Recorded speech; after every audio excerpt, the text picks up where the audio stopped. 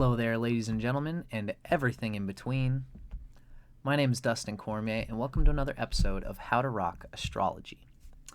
Today, we are going to be delving into the planet Venus in the sign of Gemini.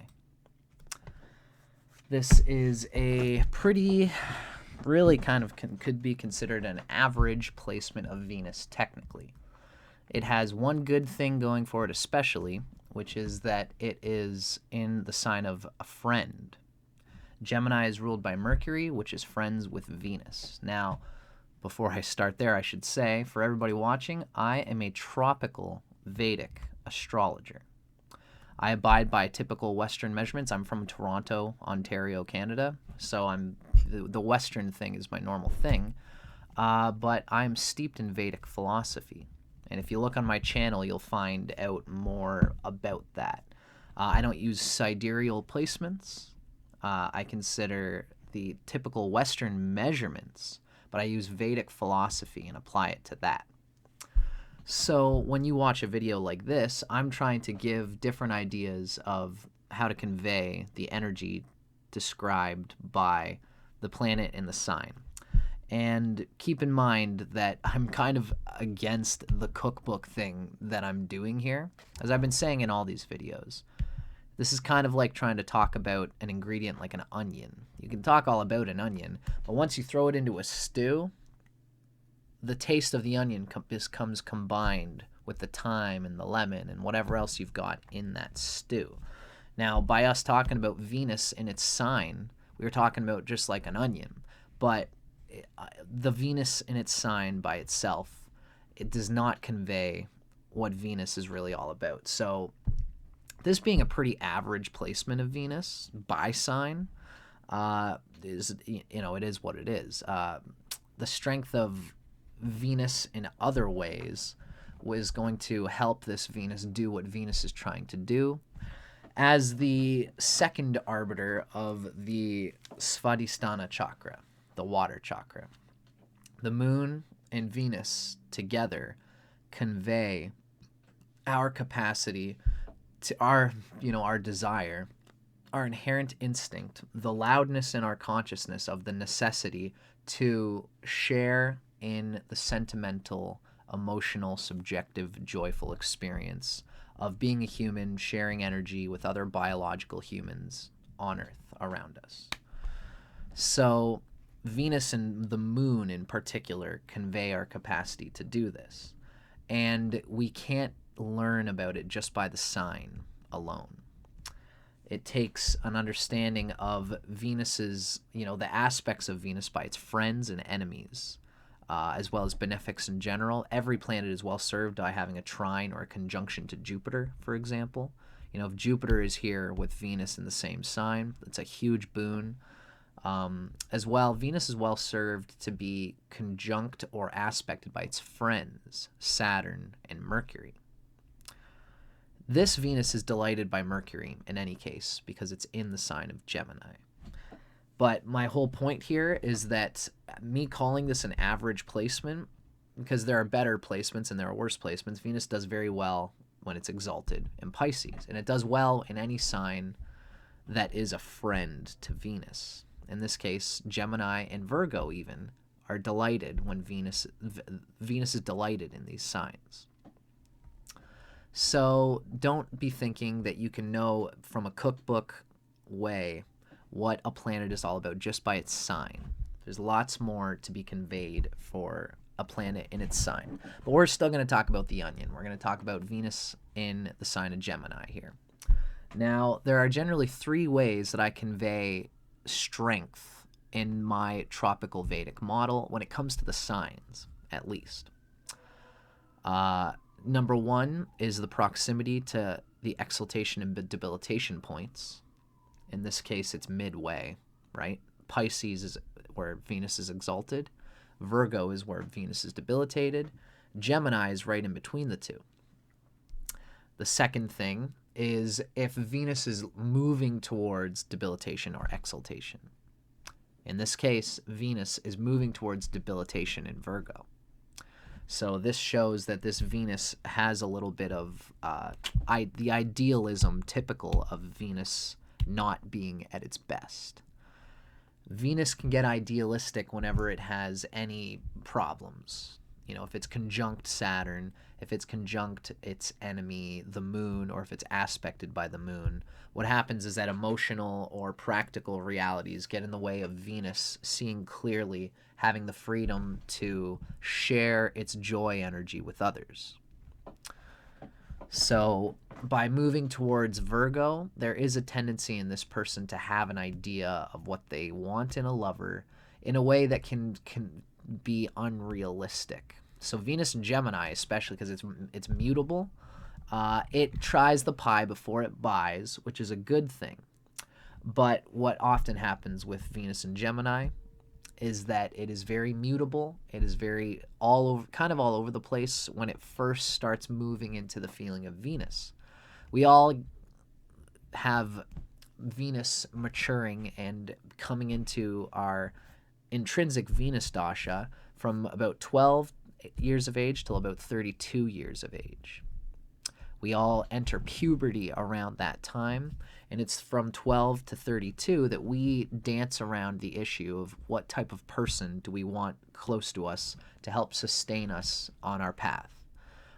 Venus and Gemini tends to be very picky and choosy of trying out many different things, exploring many different things, which is, again, it's average in the sense that there are lots of people, like it's worse when Venus is completely locked into an idea of what it thinks it wants. That's like Venus debilitated in Virgo. Venus and Gemini is right in the middle point here. So it's open, but it still thinks it has an idea of the type of love that it seeks, and it looks for that ideal in people. And after trying a lot and communicating, this is the best part of this Venus, and this is the third aspect I was going to mention. It's the dignity of a planet. It's the relationship of a planet to the sign lord of the sign that it's in. Mercury being a friend to Venus, this gives Venus in Gemini the ability to play around and communicate as it plays around. It communicates to each person, you know, I'm thinking that I'm this is the type of person I am. This is the type of music I like. This is the type of food that I like. And you state it, and then the person says, okay, well, I mean, you know, like, we can work with that, right? And usually Venus and Gemini is, yes, I can work with anything, as long as, you know, we can communicate about how I feel about it. And Venus and Gemini will be open to many different things, and as time goes on, the Venus and Gemini learns to refine through communicating. You know, we speak and we remember the boundaries that we have set along our path of finding the type of lover that we really want. This is true for everybody, really. Venus and Mercury are together in this way as planets. Venus is a communicative planet in a lot of ways. When Venus is delighted by its friend Mercury, because it's in the sign of Mercury, Gemini being ruled by Mercury, this Venus has, even though it's idealistic in love, and it goes around talking with everybody about what it wants out of love, especially when it's well placed in other regards. The speech factor will always elucidate and illuminate what you're seeking in love. This is Mercury delighting Venus. As well, more so, what the Vedic people would say is that Venus being delighted by Mercury, Mercury gives a ability to still do what Venus and Gemini wants to do, still abide by your fixed ideas on what you want in love, but you know how to make a deal with your partner. You know, Venus in Pisces is the ideal Venus, which is that you love your partner unconditionally after you seek a partner and feel out what a partner is with no idea of what type of love that your mind wants. Venus in Pisces just moves towards what they know feels good and will bring them goodness in the long run. Venus in Gemini has to explore it and it explores it in an analytical way because the Venus is moving towards Virgo. But the fact that Venus is delighted by Mercury here shows that Mercury is going to cause you to make a deal with every partner. So it's, that you can say, I like freedom. I like to not be held down necessarily, unless it's in the bedroom, wherever you're at with that. I don't like to be put into anything. I like to have the freedom to be a little bit flirtatious, but I don't, the flirtatiousness that I apply to everybody, I want it to ground the love that I have with my partner, if that's where you're at with a monogamous relationship with your partner. In non-monogamous relationships, you're just as flirty, but the communication allows people to feel like you aren't going to be so flirtatious without having infidelity involved. Infidelity, think of hi-fi. That means high fidelity. Means that everyone can see clearly and hear clearly what your intentions are and what you're doing, which means that you can communicate your way into any kind of loving lifestyle that you seek and that you wish, and it allows you to save the last dance for me. It allows you to dance with everyone at the party, but still talk to your lover and say, I danced with all these people and it was nice, but I'm saving the last dance for you, honey. And if you're the type of person who wants that freedom, you can communicate it to your partner and they will feel like you are aligning with the intention that you're putting out there. There's a clear alignment of intention usually with Venus and Gemini, especially when it's at its best. And it's a deal. Venus is all about mutual benefit. When we have a strong Venus and it's well dignified, what we seek in our lives through Venus is we find an appreciation for it in our partner because we enjoy doing it ourselves. Venus and Gemini is chatty about love and even explorative of love, of how can we try many varieties of ways of enjoying our love with each other. When Venus is bad here, for whatever reason, Venus is forced into a situation where Venus and Gemini wants to be appreciated for its liveliness, for its color, for its wry wit, its communication that can be sharp and sarcastic at its best, and it's hilarious. Venus and Gemini can be very witty, funny people because they speak to the pains and awkward tensions that are happening in the moment, and they want to be appreciated for that. It's in an air sign. Venus and Gemini wants to be appreciated for being real, for being even sarcastic, and a little bit dry to the point of what's the word I'm looking for? They can be morbid. They can just point out things that are just, really sharp and to the point, even with regard to other people in the situation. And you want to be appreciated for this. So you're going to likely attract someone who also has that airy, chatty Cathy kind of character. They're going to have something in their chart that resonates with air or with Mercury, and they are going to appreciate that openness with which you apply your consciousness.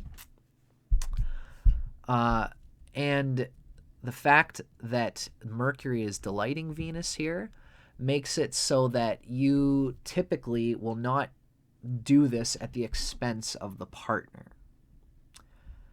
So if there's anything wrong with this Venus, again, if it's aspected by its enemy, the moon, or the sun is another enemy of Venus, then there will be an application of a pushiness depending on the thing.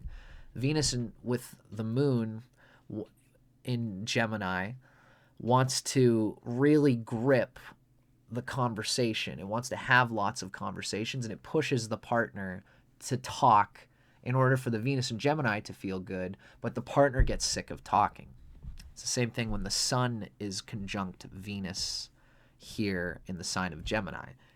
As in tropical Vedic astrology, the sun just being in the sign of Gemini will do this because the sun and Venus are both working through the dispositor, Mercury. in which case you'll be too pushy in trying to have many awesome conversations and varieties of experiences, and the partner will get tired of you doing it so willfully. So this is where Venus in Gemini is at its worst, is when you're trying to be appreciated for all the varieties of novelty, of experience and fun and cleverness that you want to be appreciated for, and your partner, they feel like, okay, I have to listen to every word that this person says so they know that I'm listening to you, honey, so that you're appreciated for all the things that you say, and all the ideas that you have.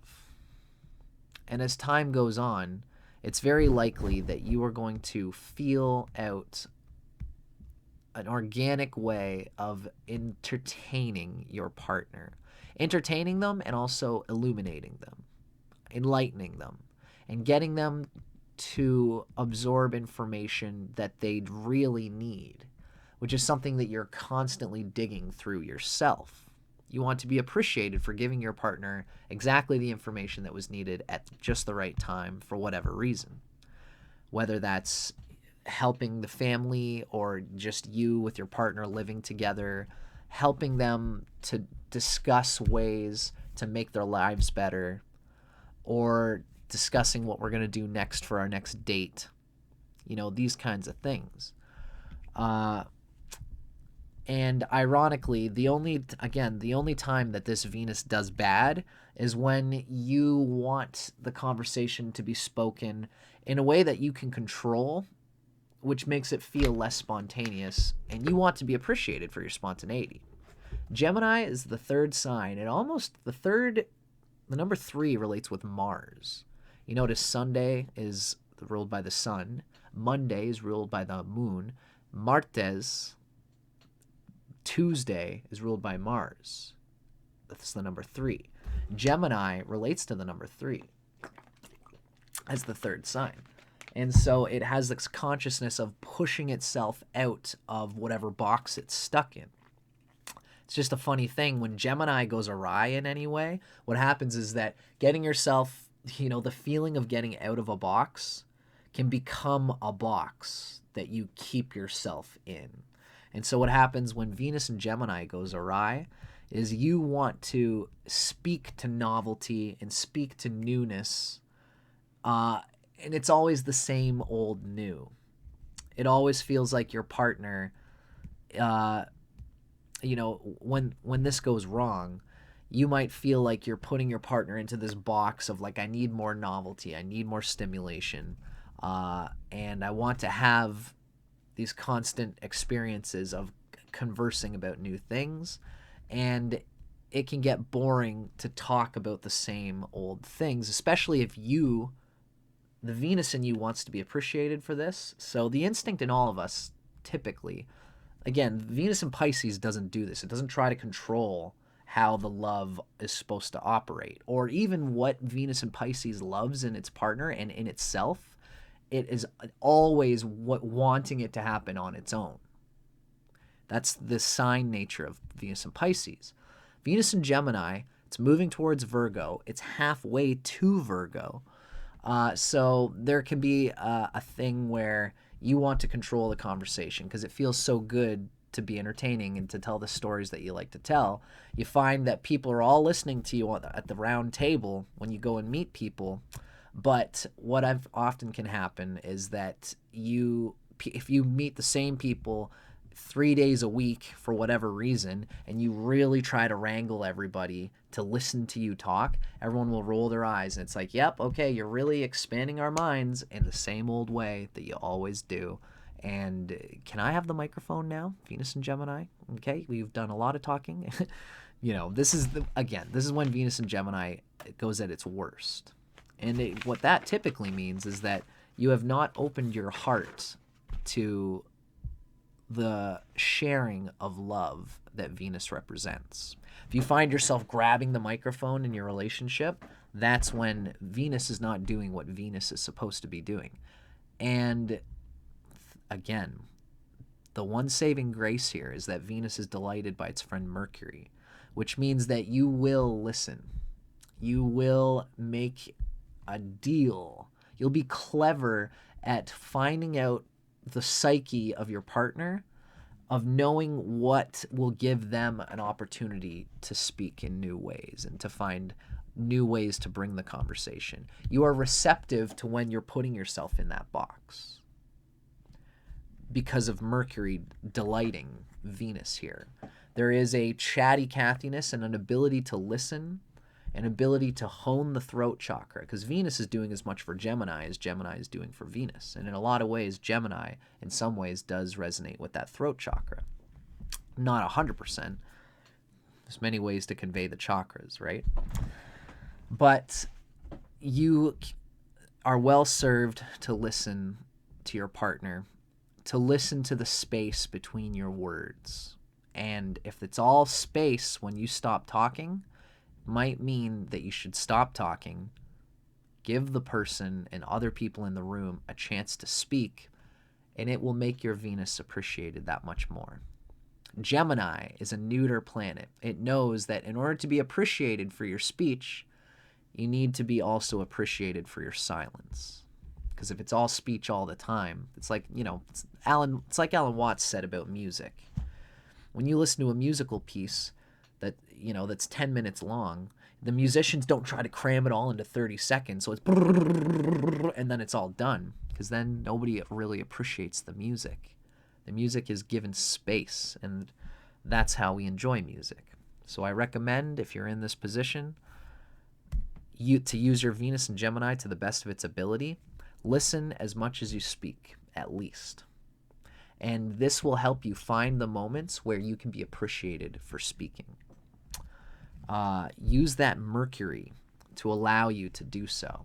And keep in mind that the placement of Mercury in your chart is going to give you clues as to how you might be blocked or how you might have a gift of helping your Venus do what your Venus is trying to do.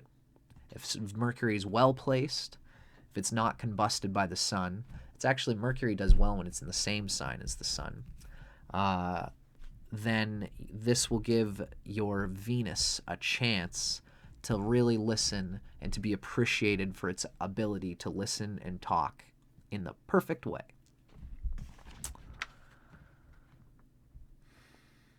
Venus's open, chatty nature causes equilibrium to occur in the mind.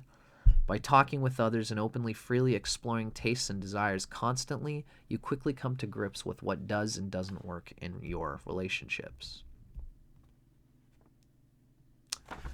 So, that was kind of my own tropical Vedic spiel on Venus and Gemini. I hope that this gives you a little bit of clarity on how the psychological dynamics of Venus and Gemini. Ultimately, I recommend that you see an astrologer to really get a sense of how your Venus is, because you can't learn it just by the sign alone.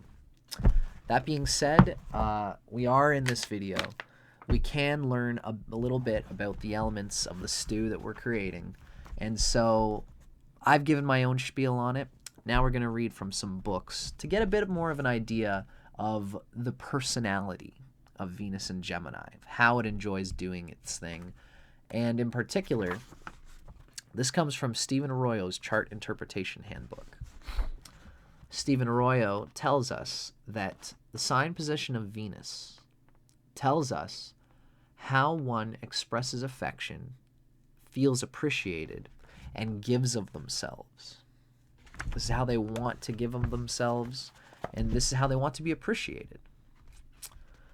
So let's look at how Venus in Gemini is going to try to gain appreciation for itself and to express its personality. So this is the personality that we put out there, which we attract as a value. Because remember, Venus is the arbiter of the Svadhisthana chakra, the water chakra. And what it is, it's supposed to work smarter, not harder. It's supposed to be easy. And how it's easy is that we enjoy doing our Venus, and people enjoy our enjoyment.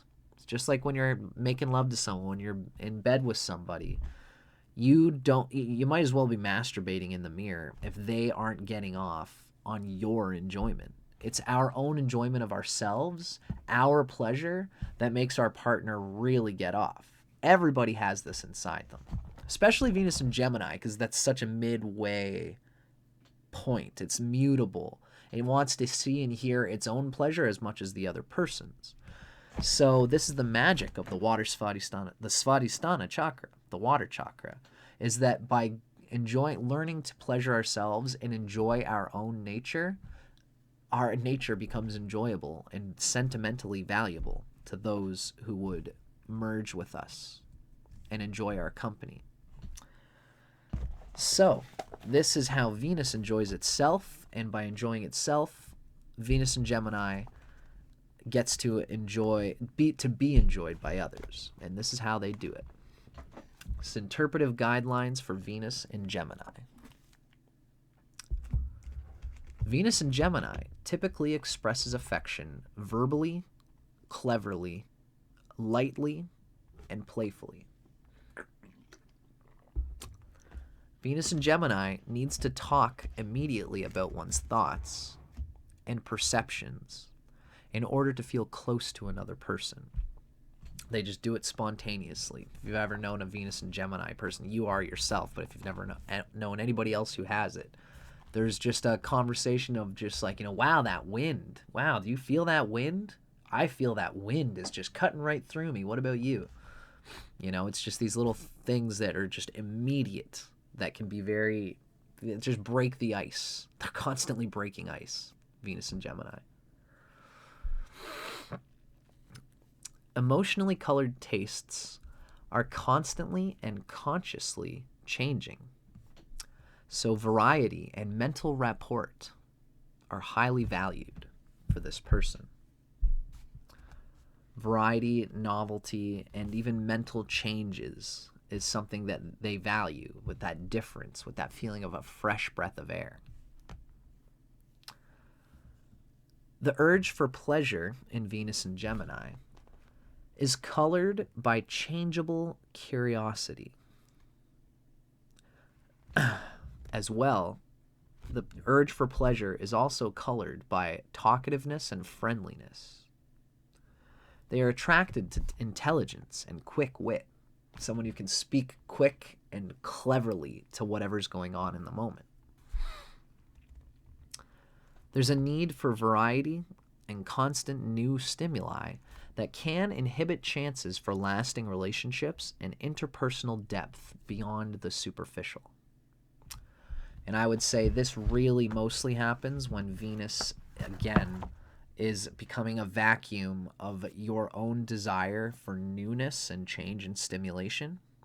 That's when you are enjoying your own Venus nature at the detriment of others. This is especially when the moon is involved and the moon is angling your Venus, whether by trine or opposition or conjunction. And remember, the moon can be conjunct Venus just by being in Gemini.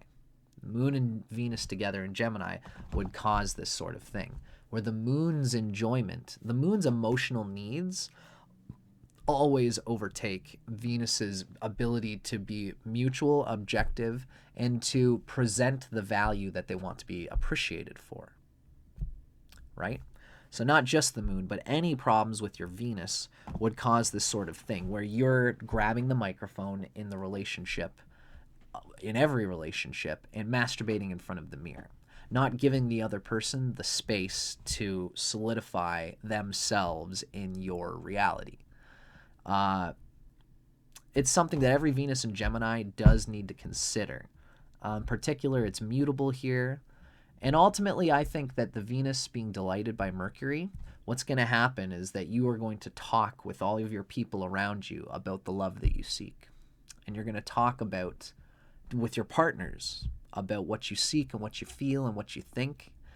And what tends to happen is that Mercury delighting Venus means that you can talk in a way with people so that they feel like you're not just using them.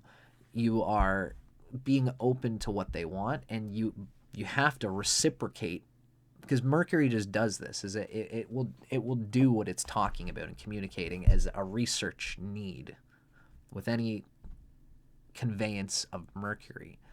And so by doing so, you are going to talk with your partner and you'll experiment not needing variety and novelty. Mercury is an explorer and experimenter. So with Venus and Gemini, Western texts will say this and put more emphasis on this, that you're flitty and you're like a hot air balloon and you can't hold a real relationship. The thing is that the Mercury in you feels its own nature, wants to drift away. But this is Mercury has always got a mouth behind its own mouth speaking that wants to explore what it's not saying or not doing. If you are this flirty, superficial person, there's going to be an instinct in you that says, what would it be like if I just stuck with this person, stuck it out with them, communicated with them the whole way through, and tried to find a way to see if this relationship will work?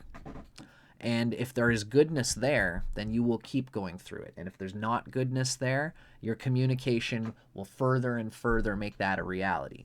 And then ultimately, you will be able to find a functional psychological foundation for the relationship that you have, and that will make it real. That will make it not a superficial thing. And this is important because this is the true water chakra. The Svadhisthana chakra is well served by being in a relationship that is functionally easy, and being in a relationship where you are appreciated for who you are and what you're doing, and communicating about that to your partner, and even saying, I don't feel like I'm getting what I need out of this relationship. I feel like I might be better off jumping ship. Your partner will explain, well, this is where I'm coming from, and you'll see if the two things meet eye to eye. And if they don't, then it's a good thing and a bad thing about this Venus, is that it can let go. When it communicates and says, yeah, the story's not adding up here. You say you want this. I'm saying I want this. Might have been different at the start of our relationship, but this is where it's at now. This is why this is a funny medium ground, this Venus and Gemini, because Venus can be ill in two ways. It can be too loyal and stick to something that doesn't work, or not loyal enough and ditch something that does work. Here, it goes both ways, and ultimately the communication will help you route out the bottom line, so that by the time you go through your Saturn return, you will have probably learned a lot of the communication that would add up to the type of relationship that you actually want to have, right? It's a good thing that you can communicate this way. You'll always have to experience at some level, should I stay or should I go? You know what I mean? But like many planets, like all the planets in astrology, they represent absolutes. The human brain is all wired towards absolutes. And this is an absolute that if you want to enjoy the true nature of Venus, which is loving and kind of fixed, think about the fact that Venus is ruled by a cardinal sign and a fixed sign, Taurus. If you really want to truly enjoy the nature of Venus, you've got to dig deeply into some relationship somewhere along the line. Mercury will allow you to manage things and to stay in it long enough that you can get the true experience. Truly taste breakfast when you're at breakfast. Truly taste lunch when you're at lunch. Truly taste dinner when you're at dinner. Really get the experience of it so you can't say that you missed out on love. This is the real nature of Venus. Doesn't mean you have to be monogamous. Polyamorous people can do this too, and even asexual people can do this. The point is to bond and merge at some point, and you will always feel a flirtatious, like, maybe I could get out of this. Maybe I should stay in this. Should I stay or should I go? Every married couple feels this at some point down the line. But those who enjoy marriage and who get to the end of it, having been married to the one person satisfyingly all this time, felt that bing, bing, bing, bing, bing, should I stay or should I go, in their heads all the time. But they still stayed because they communicated. It was regarded as ultimately functional, and They might have had some periods in their 40s where they went on vacation and explored a little bit, but they still have the capacity to enjoy a deep relationship. And you can do that too if that's where your heart is at. Anybody can do what anybody wants to do. Just astrology teaches us to be objective about the genetic karma that has come through us, but that doesn't mean we are fully identified with that genetic karma. Right? So, this has already been a long video, probably longer than it should be. I'm going to end here with one final reading. This is Erotic Astrology by Phylis Vega. This is Venus in Gemini. A little bit more of a down-to-earth kind of expression of what Venus in Gemini expresses like at the personality level in the love-making nature. This is Venus in Gemini by Phylis Vega, Erotic Astrology.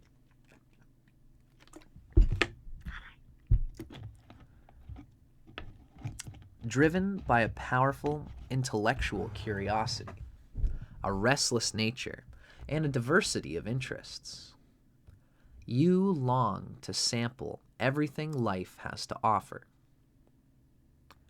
You have an excitable, childlike attitude towards romance, approaching new affairs with optimism and high expectations. So the high expectations is kind of like Venus and Gemini moving towards Virgo. You have an idea of the type of experiences you would like to move through, which is not the same as Venus in Pisces, which has an idea that it wants to bond at the soul level with someone who matters to them, and the circumstances will just be what they are with whatever person they are into the soul with. There's a bit more mental fixation with Venus and Gemini, which is not a good thing. It's those high expectations. But again, Mercury helps you whittle down to more of that Piscean soul bonding after a fashion. Consequently, your romantic encounters may be many and they may be brief before you finally decide to settle down. Since your romantic feelings are neither necessarily deep nor intense, you tend to bounce back quickly from disappointments in love. For you, mental stimulation and the simple joy of being together are absolute musts for any alliance to have a chance of becoming permanent. Essentially, Venus and Gemini, just like Venus and Virgo, they really want to be friends with a person, for there to be no intention necessarily to not to be held down to having to fuck right now, or like to have to do anything. I've got to be there for this date. I got to text my partner every night and every morning. Venus and Gemini likes to do these things spontaneously as long as it's not like an intense, emotionally pressured need. Good communication is of the utmost importance. Without it, no amount of sexual attraction will hold your interest. Somebody could be this dark, mysterious type of Venus person, and they could be all mysterious and never say anything, and they might seem sexually magnetic to everybody, and even to you. But when you talk to them and they don't give you anything, it's like there's no wick on the dynamite. It's not going to get lit. That's Venus and Gemini to a T. The conversational friendliness, being able to hang out without it being sexual, but sexuality being peppered within that guise of non-sexuality. This is the edge of love, the edge of Eros is what Venus and Gemini is playing on with everybody at some level. And the best mate for you will allow you to hold that there, to tease into what ends up being a nice, delicious, playful, sexual episode. You need a mate with whom you can discuss your varied interests and share your thoughts and ideas. However, though willing to talk endlessly about your relationship, you're inclined to gloss over most of the deeper emotional issues. Venus being delighted in Mercury, I think, helps this more than this Western author is conveying. There is an importance in you to communicate, just like when you're walking down the street, you're like, this wind is cold, isn't it? In the same way, you don't want to, I get it, you can gloss over into that superficial level of things. But there's a Mercury in you that knows that it's important to address things that are important to you and even to your partner. And so Mercury will typically just come right out and find an indirect way of hitting the nail and talking about the important things in the relationship that no one wants to talk about.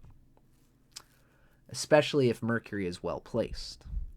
If Mercury is not well placed or Venus is not well placed, you will basically internalize a need and a desire to do this, and time will teach you how to help your Mercury if your Mercury can be healed. If your Mercury is really bad for whatever reason, then it might ultimately be, in fact, difficult to talk about deeper emotional issues. It might be hard to make a deal with your partner and talking about it, but while still keeping it light. Because that's what Venus and Gemini ultimately wants to do, is keep things light but still pertinent. In love, as in life, your tastes change often, and it can be hard for your significant other to know what to expect from one day or even 1 hour to the next. Ultimately, a good partner for you is somebody who will appreciate this about you. Someone who has that same mutability, that same airiness, that same go with the flow and roll with things, and who will even give you a combination of that, but with a fixity that allows you to do that while not ultimately losing the train of thought in every moment, from the small to the big moments, including your life path and your career. You'll have a good partner who will spin the wheel with you, but find the central axle and say, ultimately, honey, you got the job that you need right now. If you want to do another we'll then we'll talk about it and we'll move towards it, but we'll do it step by step in a fixed foundational way. So you've got the spinning wheel on the top, but a central axle of solidity is a partner that is someone who's good for you. Ultimately, you can't let that central axle of fixation stop your desire to spin the wheel and keep things novel and having variety. So I hope that helps. I hope that was clarifying. I'm Dustin for Howtorockastrology. I'm Dustin Cormier. This video turned out long. Story of my life, Scorpio. Let me know if you guys enjoyed it. Let me know in the comments if this felt like it was accurate, if I was speaking to things that you wanted to hear. Feel free to communicate with me because I'm trying to expand on these videos and do the best I can with them to keep them concise and relevant. Let me know how I did. Thanks for watching, folks. Keep your eyes peeled because I always got more stuff coming out. Take care.